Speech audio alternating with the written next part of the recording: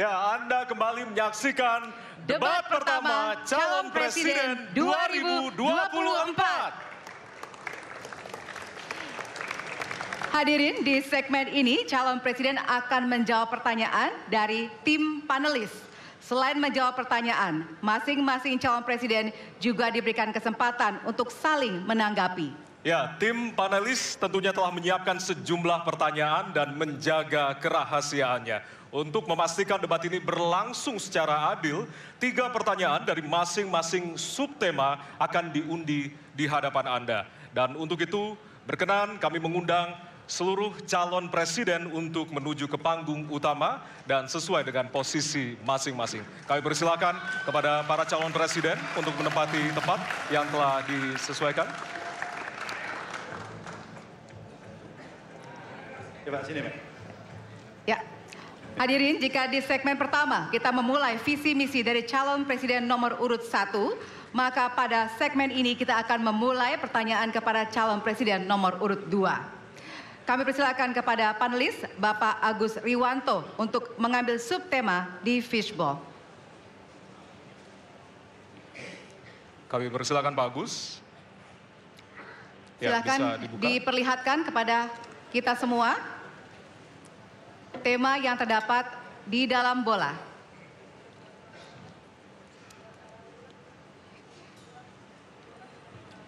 Temanya adalah, diperlihatkan kepada moderator, HAM. Baik, kita catat tema pertama adalah HAM. Baik, kami persilakan selanjutnya kepada panelis Bapak Ahmad Taufan Damadik untuk bisa mengambil pertanyaan dari fishbowl. Baik, bolanya bisa ditunjukkan, Pak. Oke, huruf A. Artinya itu adalah amplop A untuk hak asasi manusia. Oke. Baik, pertanyaan hanya akan dibacakan 1 kali. Pertanyaan untuk calon presiden nomor urut 2 adalah tema HAM, huruf A. Saya akan buka amplopnya Bapak Ibu sekalian, masih disegel.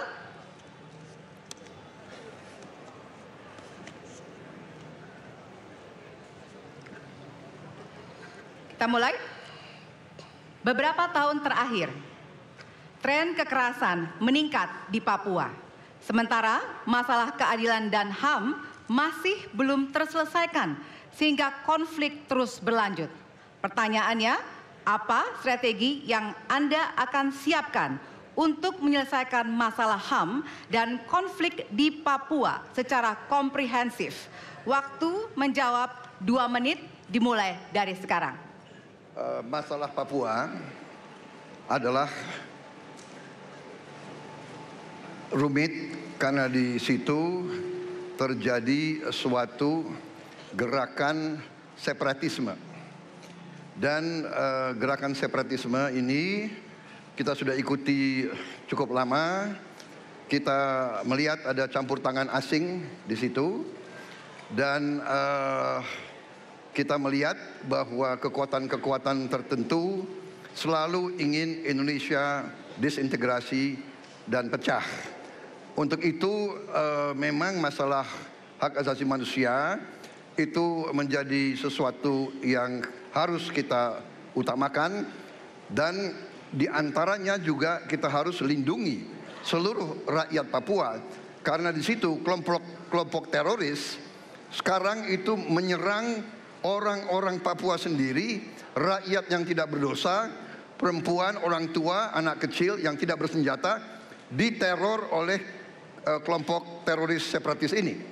Jadi rencana saya pertama adalah tentunya menegakkan hukum, memperkuat aparat-aparat di situ, dan juga mempercepat pembangunan ekonomi. Dan Presiden Joko Widodo adalah Presiden di Republik Indonesia yang paling banyak ke Papua. Paling banyak ke Papua. Kalau tidak salah sampai hari ini beliau sudah lebih dari 19 kali ke Papua. Dan peningkatan pertumbuhan ekonomi di bawah pemerintah Pak Jokowi yang paling pesat, yang paling tinggi selama sejarah Republik Indonesia. Jadi yang saya katakan, saya akan lanjutkan kita harus membawa kemajuan ekonomi, sosial, services yang terbaik untuk rakyat Papua, melindungi rakyat Papua dari keganasan para separatis dan teroris, dan menjamin penegakan hak asasi manusia. Terima kasih. Baik. Dan selanjutnya, ya. Hadirin harap tenang, Ya. kita lanjutkan. Baik, kami persilakan kepada calon presiden nomor urut 3 untuk menanggapi jawaban dari calon presiden nomor urut 2. Waktu Anda 1 menit, Bapak, dimulai dari sekarang. Terima kasih, tapi menurut saya rasanya tidak cukup Pak Prabowo. Karena dialog menurut saya menjadi sesuatu yang penting. Agar seluruh kekuatan yang ada di sana, seluruh kelompok yang ada di sana bisa duduk bersama untuk menyelesaikan itu. Itu menurut saya roots masalahnya. Pertanyaan saya simpel saja. Apakah Bapak setuju dengan model dialog yang saya tawarkan itu? Terima kasih. Saya setuju. Terima kasih.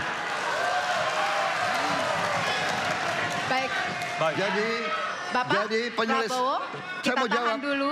Saya mau karena jawab. Waktunya Bapak merespon nanti setelah mendengarkan jawaban ataupun tanggapan dari paslon nomor Ya. 1. Atau terima kasih atas pengertiannya. Harap tenang, harap tenang, harap tenang hadirin, kita akan lanjutkan.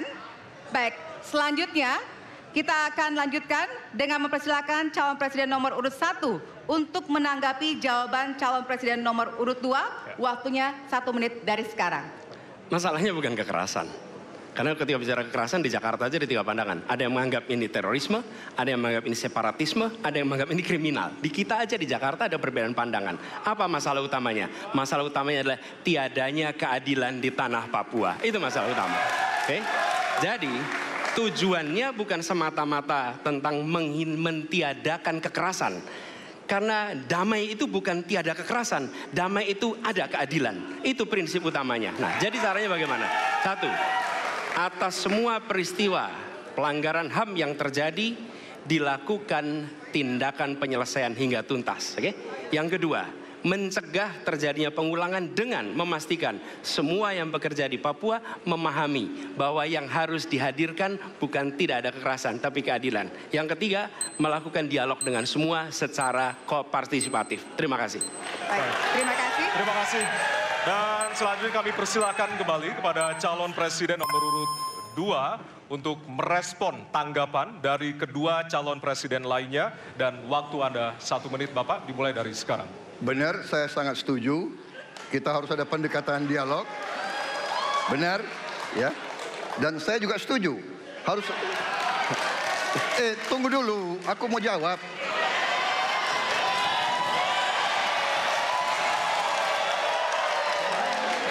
Jadi, benar keadilan. Benar sekali, harus ada keadilan. Tetapi saya mau mengatakan, tidak sesederhana itu, Pak Anies. Ada faktor-faktor lain, Pak Anies. Ada faktor geopolitik, ada faktor ideologi. Inilah yang masalahnya tidak gampang, ya. Tetapi saya pendapat kita harus tegakkan keadilan. Kita harus dialog. Ini masalah bangsa. Ini harus kita, semua kekuatan harus kita rangkul. Baik, waktu habis, Bapak. Waktu habis, Bapak. Terima kasih. Hadirin harap tenang. Baik. Hadirin harap tenang, kita akan lanjutkan. Hadirin harap tenang, kita akan lanjutkan. Nanti kita akan kasih kesempatan untuk memberikan apresiasi kepada para calon presiden. Baik, selanjutnya kita akan beralih ke pertanyaan untuk calon presiden nomor urut 3. Kami persilakan kepada panelis Bapak Al Makin untuk mengambil subtema di fishbowl. Kami persilakan kepada panelis.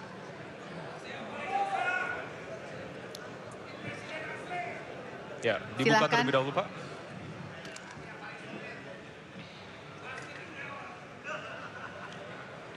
Diperlihatkan kepada moderator dan hadirin pemerintahan Dan peningkatan peningkatan pelayanan publik. Baik, dan selanjutnya kami persilakan kepada panelis Bapak Bayu Dwi Anggono untuk mengambil pertanyaan dari Fishball. Kami silakan, Pak.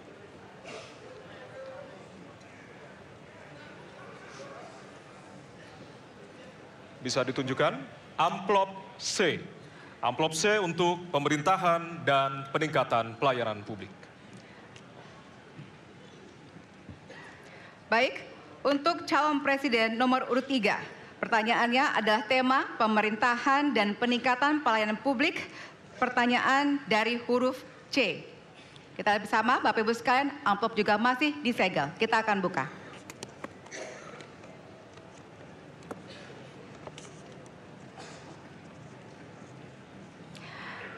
Indeks pelayanan publik di Indonesia stagnan.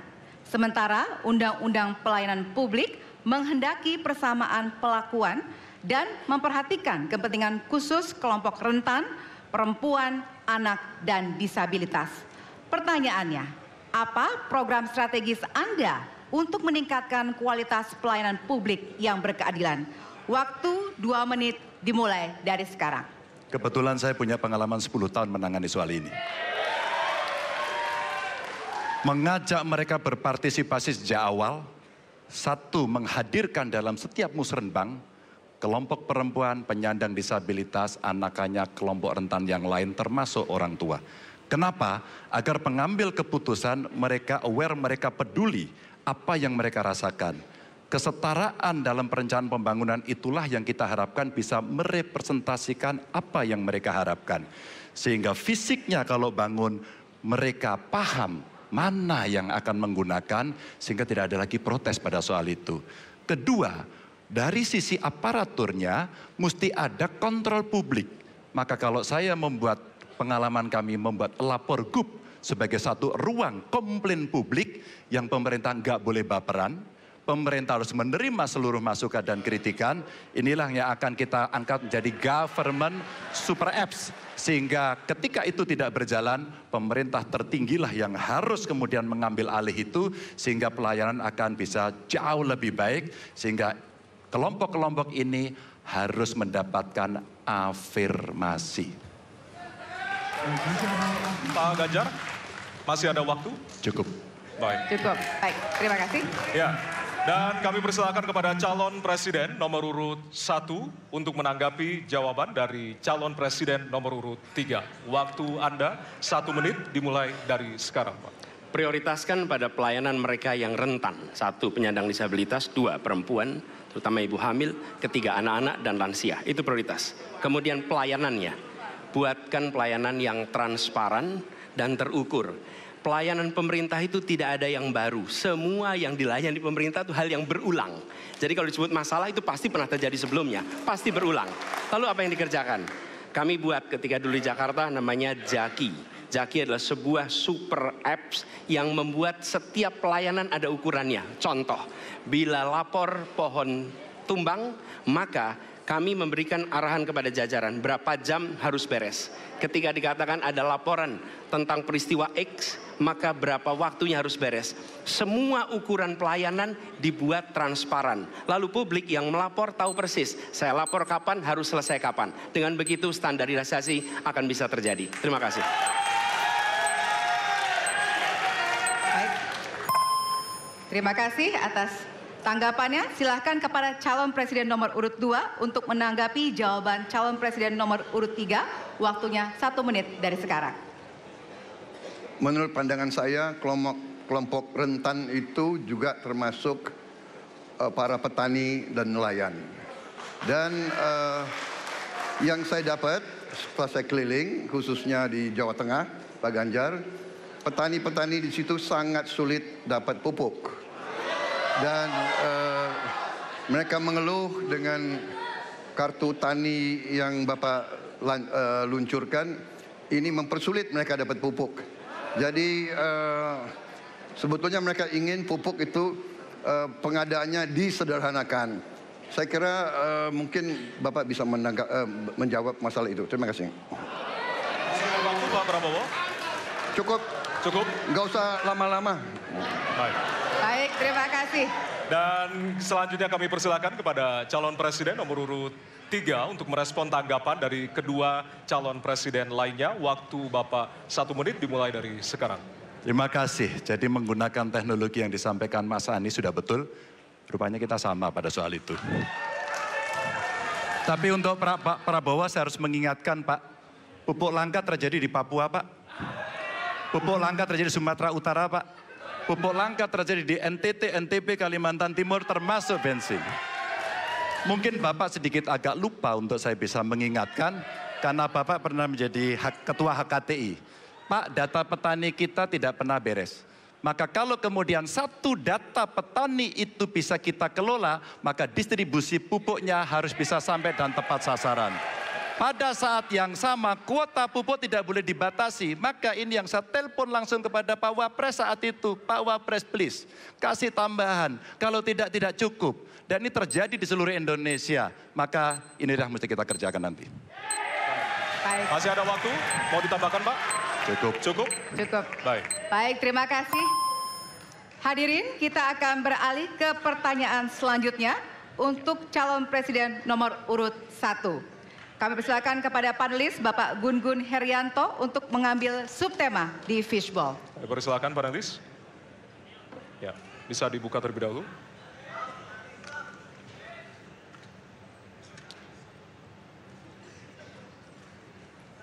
Tema ketiga adalah penanganan disinformasi dan kerukunan warga. Baik, kami persilakan untuk selanjutnya kepada panelis Bapak Hairul Fahmi untuk mengambil pertanyaan di fishball.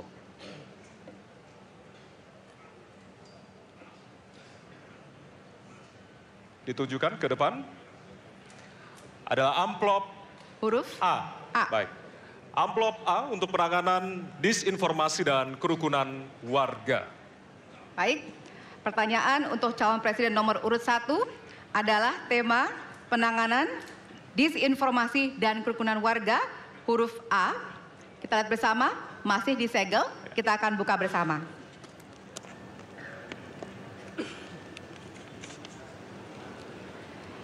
Sejauh ini, masih banyak ditemukan kasus-kasus persekusi, kekerasan, dan diskriminasi oleh satu kelompok masyarakat terhadap kelompok lainnya. Pertanyaannya, apa kebijakan Anda untuk melindungi warga negara dan memperkuat toleransi dalam masyarakat Indonesia yang majemuk? Waktunya 2 menit dimulai dari sekarang. Setiap pelanggaran hukum tidak boleh dibiarkan tak dihukum. Karena apabila dibiarkan, dia akan menular dan dia akan dianggap sebagai sesuatu yang benar. Karena itu langkah yang pertama adalah setiap kali ada pelanggaran dikerjakan oleh siapapun, kapanpun, dimanapun, maka tegakkan aturan, tegakkan hukum. Nomor 1. Oke. Yang kedua, ketika kita berbicara kerukunan, maka kita harus melakukan usaha berkomunikasi dengan semua. Negara tidak boleh memusuhi salah satu unsur yang ada di masyarakat. Nggak boleh. Negara adalah penyelenggara yang harus menjangkau semua. Kami mungkin tidak suka, mungkin tidak setuju dengan pikiran seseorang. Tapi negara harus memberikan hak kepada dia untuk berbicara, termasuk untuk mengkritik. Sehingga ada ruang kebebasan kepada rakyat untuk menyampaikan pendapatnya. Jadi kita harus sadar, negara bukan mengatur pikiran, negara bukan mengatur perasaan, negara mengatur tindakan. Di situ kita atur. Dan bila melanggar, maka itu dilakukan tindakan penegakan hukum. Lalu ketika sampai kepada usaha untuk menjangkau semua, pasti komunikasi dilakukan. Tapi selalu saja ada peristiwa pelanggaran, ada peristiwa kekerasan, dan seringkali rakyat tak tahu kemana harus melaporkan. Dan ketika mereka berhadapan dengan pihak lain, seringkali mereka membutuhkan bantuan hukum. Karena mereka berhadapan dengan berbagai unsur yang ada di masyarakat. Karena itu kami merencanakan membuat sebuah program yang disebut sebagai online untuk pelayanan pengacara gratis. Jadi ini adalah online pelayanan gratis. Yang kami sebut sebagai, istilah yang kami gunakan adalah Hotline Paris. Itu namanya kira-kira. Nah, dengan cara begitu, maka rakyat mengalami masalah bisa minta tolong kepada negara untuk didampingi pengacara dari negara. Terima kasih. Baik. Terima kasih. Dan selanjutnya kami persilakan kepada calon presiden nomor urut 2 untuk menanggapi jawaban dari calon presiden nomor urut 1. Waktu Bapak 1 menit dimulai dari sekarang. Saya kira yang sangat dirasakan oleh banyak kelompok, terutama kelompok minoritas, Pak. Saya ingin tanya bagaimana tanggapan Bapak tentang keluhan adanya kelompok-kelompok minoritas yang ingin membuat tempat ibadah tapi sangat sulit karena faktor-faktor yang dipersulit oleh birokrasi dan sebagainya. Masih ada waktu, Bapak? Cukup. Sudah cukup? Baik, terima kasih. Selanjutnya kami persilahkan kepada calon presiden nomor urut 3 untuk menanggapi jawaban calon presiden nomor urut 1. Waktunya 1 menit dimulai dari sekarang. Ada yang lebih penting saya kira meskipun seluruh proses memang harus dilalui. Penegakan hukumnya, menghukum yang bersalah, dan aparat hukum tidak boleh ragu pada soal itu. Tapi ketika kemudian kita kembalikan pada persoalan yang potensial muncul, itulah kenapa Pak Mahfud kemarin di Sabang berbicara dengan banyak tokoh agama. Agar di samping pendidikan agama, mereka memberikan juga pendidikan budi pekerti. Agar kemudian dia bisa mengerti sejak awal bagaimana berbeda dalam suku, agama, golongan, sehingga mereka akan bisa bareng-bareng memahami. FKUB, tokoh masyarakat semua dilibatkan dalam proses keseharian dalam pengambilan keputusan. Kalau itu bisa terjadi, rasa-rasanya bangsa ini akan membangun harkat dan martabatnya karena kita memang berbeda, tapi kita dipersatukan. Masih ada waktu, Bapak? Cukup. Ya. Dan selanjutnya, kami persilakan kepada calon presiden nomor urut 1 untuk merespon tanggapan dari kedua calon presiden lainnya. Dan waktu Bapak 1 menit dimulai dari sekarang. Terima kasih. Pak Prabowo, perlu kami sampaikan bahwa ketika kami bertugas di Jakarta, maka ada begitu banyak izin-izin gereja yang mandek 30 tahun, 40 tahun, dan tuntas dibereskan. Oke? Antrian yang amat panjang, yang tidak pernah selesai. Dan kemudian banyak kelompok agama dari mulai Buddha, Hindu, Kristen yang mengalami kesulitan mendirikan tempat ibadah, mereka menerima izin tempat ibadah dan mereka bisa beribadah dengan baik.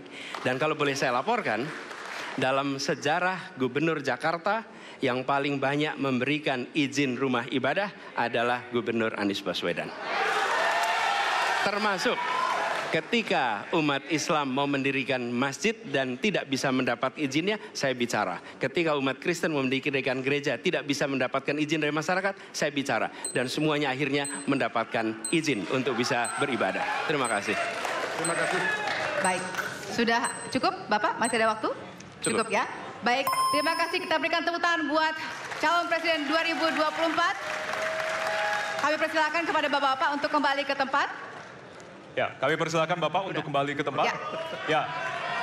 Kita masih ada beberapa segmen dan juga beberapa subtema yang tentunya nanti kita akan bahas di segmen-segmen berikutnya.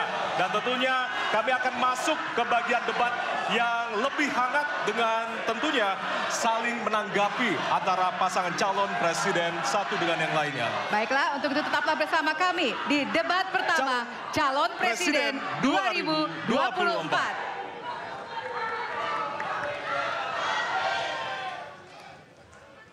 Pak RT, nama saya udah terdaftar belum sebagai pemilih?